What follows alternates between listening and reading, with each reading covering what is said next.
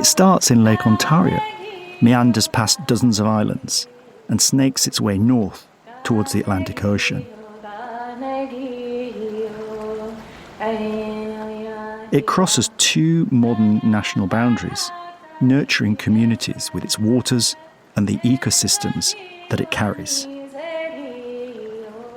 This is Kahrhionhwa'kó, otherwise known as the St. Lawrence River. And this is its song, the inspiration for today's map.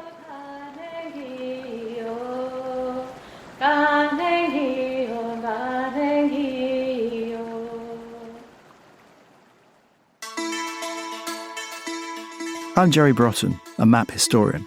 Welcome to What's Your Map? An Oculi Mundi exploration. In this series, we hear from those who live, love and work with maps, making, preserving, interpreting and being inspired by them. In each episode, we ask our guests to unfold a map that is special to them and to tell us the story that lies behind it. To follow the map as we talk about it on this podcast, go to oculi-mundi.com.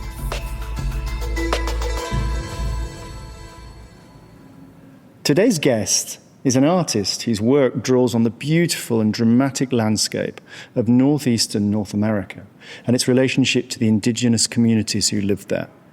Hannah Claus is an interdisciplinary visual artist of Kanien'kehá, or Mohawk, and English descent.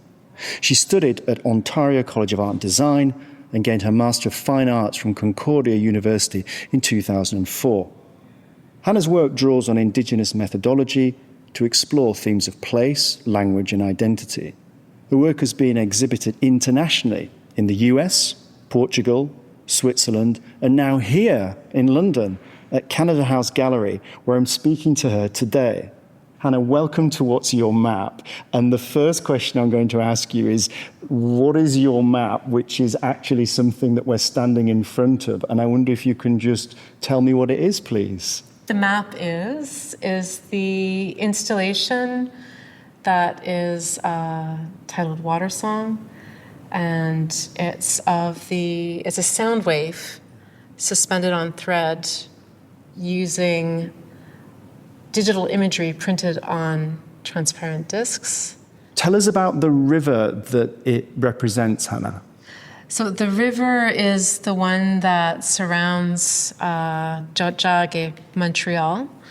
Montreal is an island, and it's the St. Lawrence River, Kaniatarowánen, and it is one that, I guess Jacques Cartier came up so long ago to set foot in our lands, and is still there today as a major route for shipping as well to get through. It goes from the Atlantic Ocean to Lake Ontario. Mm.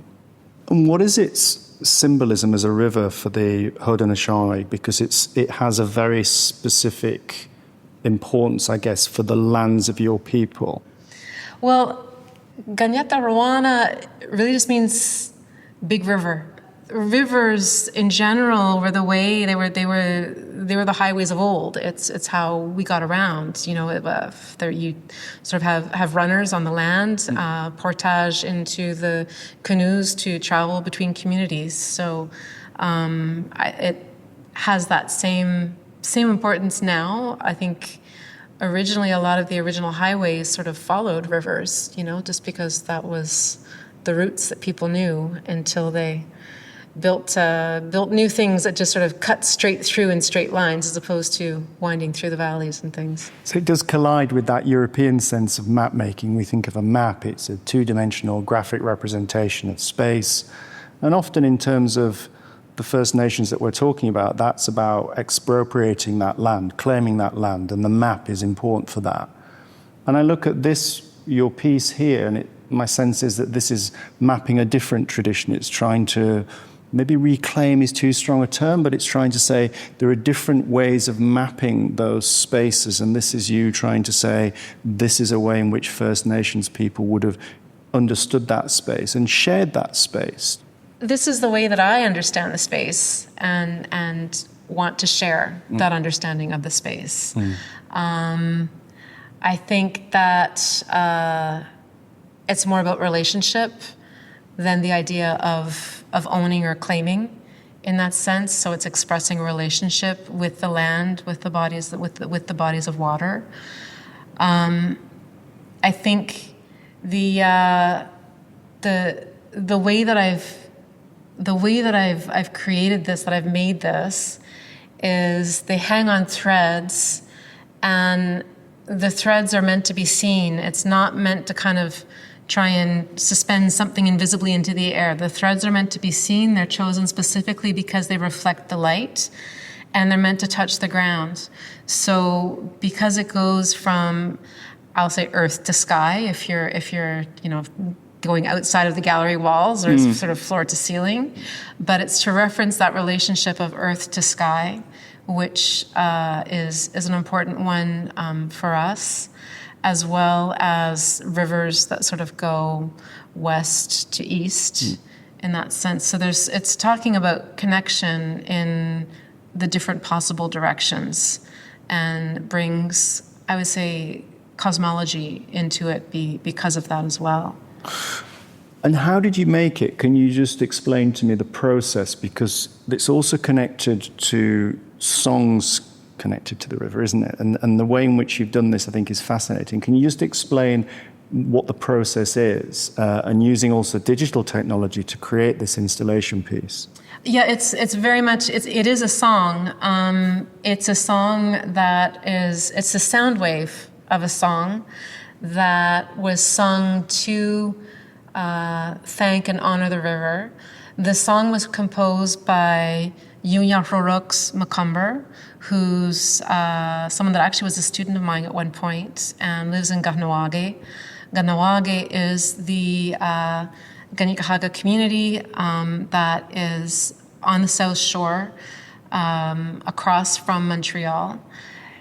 I guess I should say Montreal is Kanien'kehá territory. Kanien'kehá is the name that most people would know as Mohawk, but Kanien'kehá is what we call ourselves. It means the people of the Flint, and I think because it's hard for people to learn the Indigenous words, but when you know that they actually have this meaning, I feel like it just sort of brings so much more sense to it. So, people of the Flint. If you think of a flint, that's what creates a spark. It's what makes the fire. So if you're the people that have the stone that makes the fire, you've then got food, you've got warmth, you have a lot of power just because you've got the flint. So I kind of like to tell that story and make it a little bit more worthwhile to try and learn how to say the word. But it's also then connected to water, isn't it? So your work is often, for me, it seems to me, very much about mapping, because it's about rocks, it's about water, it's about rivers, it's about these, as it were, we might, in English talk about them as cartographic connections, but you're representing them in different ways and drawing on those different First Nations cosmologies, aren't you, to try and tell a kind of slightly different story, I think. So the whole cosmology, I think, of the Haudenosaunee is very much about mapping in a way, because it's still a cosmology.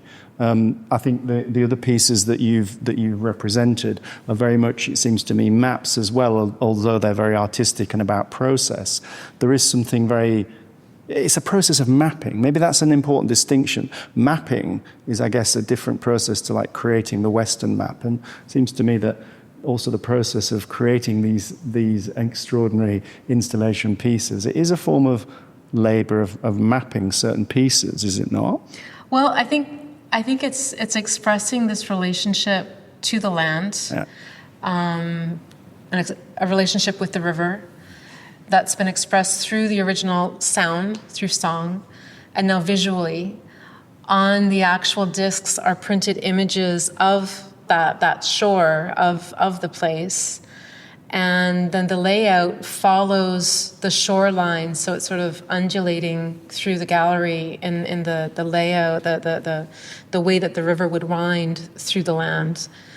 I think if thinking of mapping as a way to as a way to locate yourself within a territory and how to understand where to go.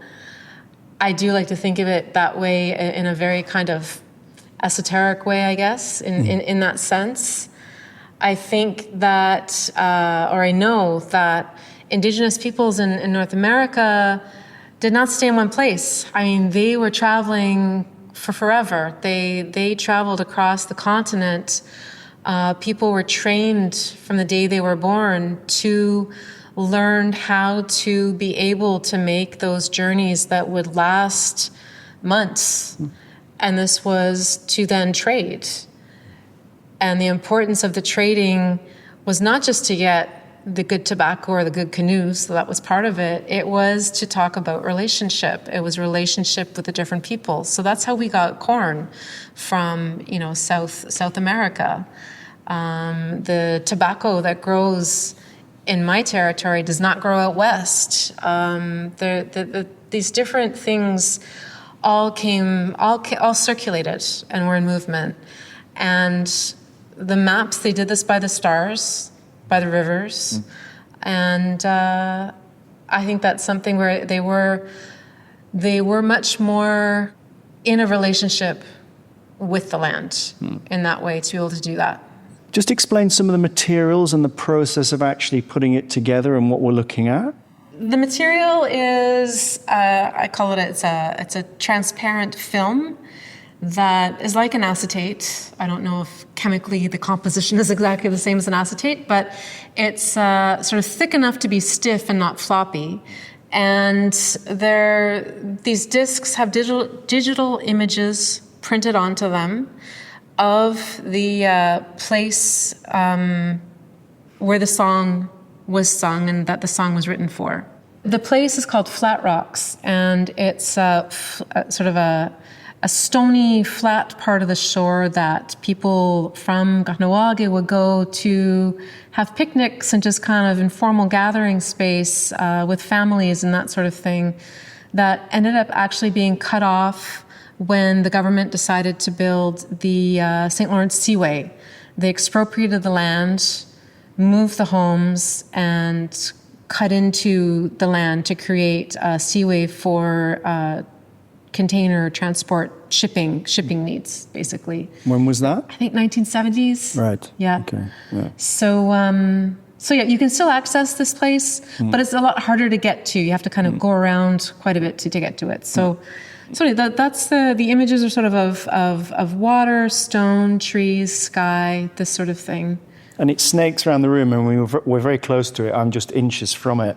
And because of that, and as we talk, it is moving slightly. The threads are just slowly blowing slightly. And as we look through it, because it curves around and through the room, if you sort of squint, you do capture that sense of being on a river, that sense of the light moving, the play on the water.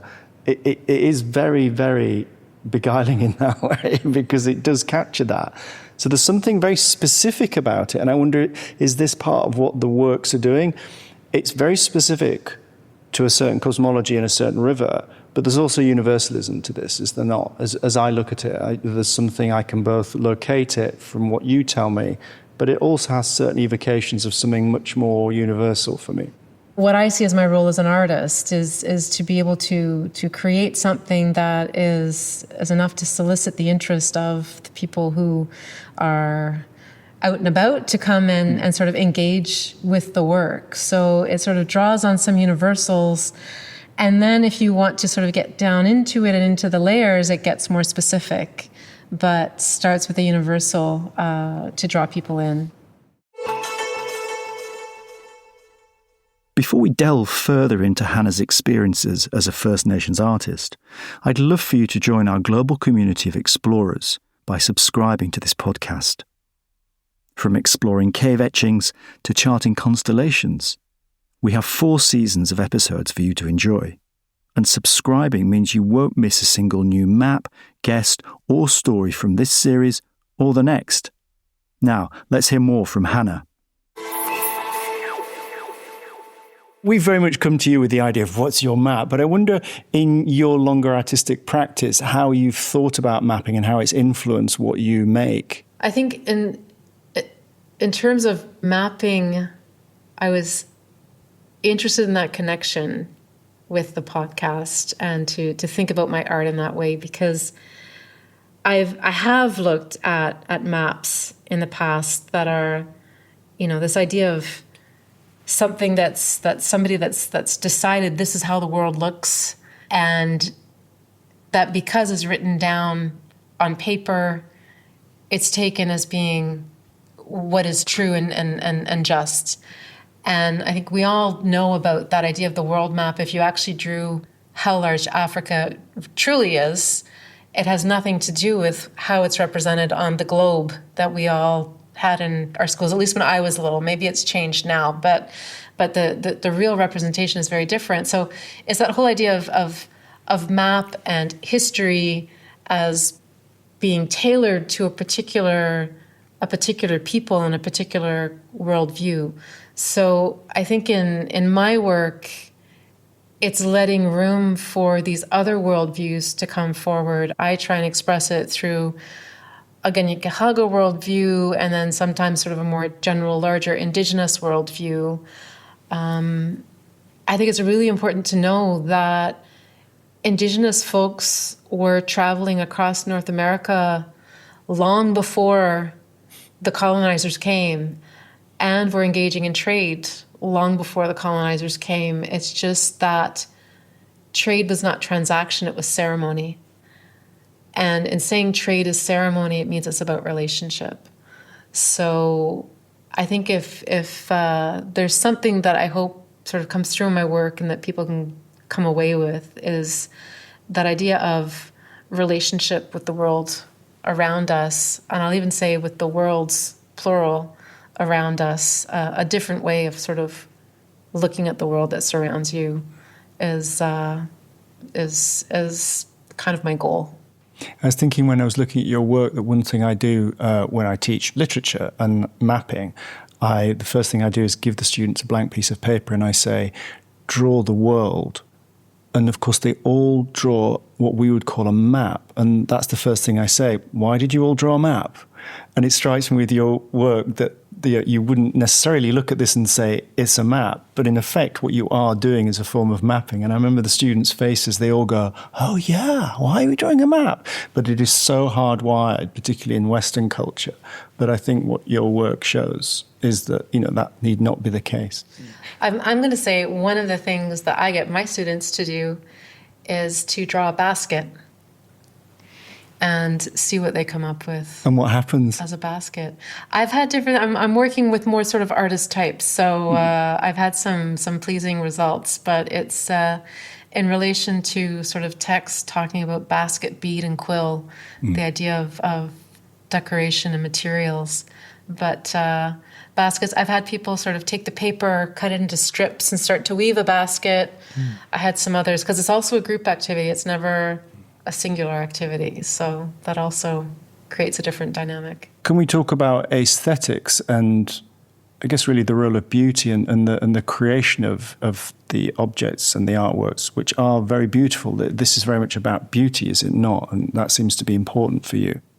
I think in my work, it's something that I use to draw people in a little bit. It's sort of a strategy, but it's also a way of honoring and respecting the ideas that I'm working with. Basically, I think traditional, quote unquote, Indigenous practices such as beadwork and different kinds of painting and this sort of thing, the craftsmanship, I think it's something that in Western art historical sort of thought is something that was sort of dismissed at a certain point as being superficial, or sort of maybe staying at the surface.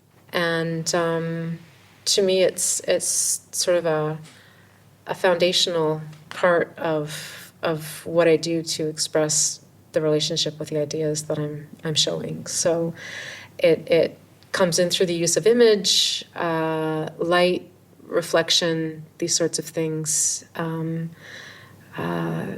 it's simply a way to maybe honor the elements that I'm trying to work with. And presumably the fragility of those elements, because it seems as we've been talking that there's an ecology to the work as well, because you talk about the audience needs to really have a certain sort of respect and to take care of the artwork, and the artwork itself is quite fragile just in its actual materiality. So there seems to be a sense of ecology being important within the work as well. I think that's really with installation. Installation is a kind of artwork that is made to become a part of a space. So I think of it as, painting, photography, the sort of two-dimensional works we understand, they go on the wall. Sculpture as being something that is three-dimensional but might, sit on a plinth, you can walk around. Installation is it doesn't really exist until it's installed. And with my installations, I do work with a sense of fragility that for me is to kind of solicit something from the viewer. So if they're going to experience it, they need to sort of be aware and take care in order for the artwork to exist. In this instance, it would be not sort of saying, I'm going to walk through that installation and try and become a part of it, because you would then find yourself in a mass of threads and disrupting things. It's one of the ways that I sort of hope to start to create an interest for someone to come in and look and stay a little longer, to then not just think, oh, this is interesting, but I wonder what the artist is trying to say. Hannah, can you tell me about Daphne, the arts organisation that you're involved with? Yes, my exhibition is a part of Daphne.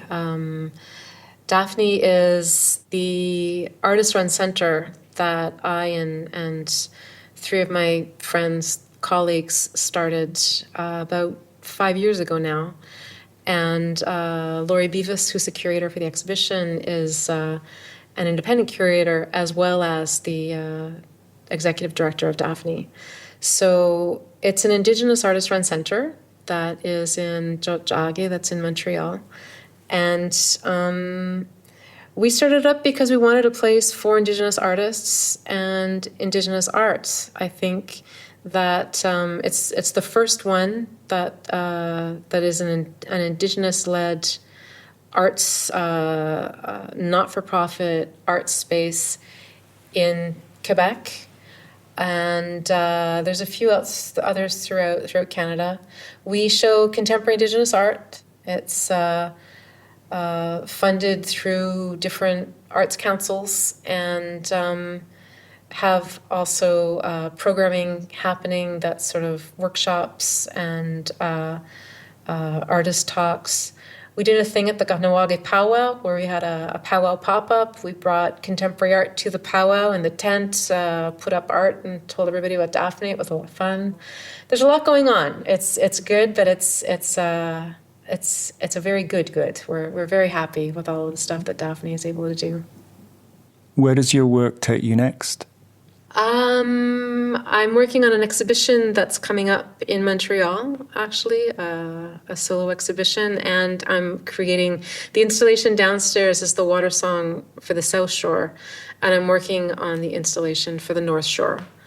And I think ultimately, in part, it's because the South Shore is here in London, so I'm making the North Shore to be then show in Tiohtià:ke. But ultimately, in 2027, I'll have an exhibition at the Musée des Beaux-Arts de Montréal, and I hope to show both shores together. And I just think it would be fabulous, because then the viewers will be able to walk through and sort of be surrounded by the river, which is sort of the ultimate goal. But you need to have a big space that can take it. I'm curious to ask about East and West on that basis, having written a book about the 4 points. I mean, is there a symbolism there? But how does the symbolism work around North and South and East and West within that cosmology? Is there very specific ideas? Because, of course, in the West, you talk about the North at the top and the South down. Is there a similar sort of orientation within the First Nations cosmologies, or how does that work? I think it's just all around. In terms of direction, you really situate yourself by being in the land and by what is around you. I've done some work with, it's a project started by a colleague and friend at another university who's also Kanien'kehá, and she started something called the Mohawk Atlas. You can find it online. It's the mohawkatlas.org, Kanien'kehá Atlas. And this is an atlas for Indigenous folks, and specifically Kanien'kehá, and it's really mapping that territory, Kanien'kehá territory, so sort of along the St. Lawrence River from sort of Lake Ontario to the Atlantic Ocean. And you can go on there and see, they do different workshops in different communities and go out on the land with elders and reclaim the names in Kanien'kehá of the different places. And the atlas is interesting because they're actual little, they have the ability to support media so that you get sort of recordings or videos of elders telling stories that connect to different things in the land. And one of the things, they also use sort of old maps that they will try and see, well, what is that word actually? Because names are always copied down wrong or half right. And one of the things that they found was in the river, sort of halfway between Toronto and Montreal, sort of around Kingston, there's a really large sort of rock type small island in the river. And it was called something that was connected to the word star or constellation, which is Yojistogorunyo. And they were like, why would that be called star or constellation? And they ended up figuring out that it was because that rock was the guiding point to then know which way to go in different places. And so they called it star or constellation because that's what we use the stars for. So because it was the guiding point, that's the name that it had, So at first, like, does it look like a star? Is it somehow connect? But no, it was because of its function. So, amazing. That's great. Yeah. So you've sent us off to the Mohawk Atlas, which is just amazing. Hannah, thank you so much for joining me on What's Your Map. It's been a real pleasure. Thank you. Thank you. Thank you.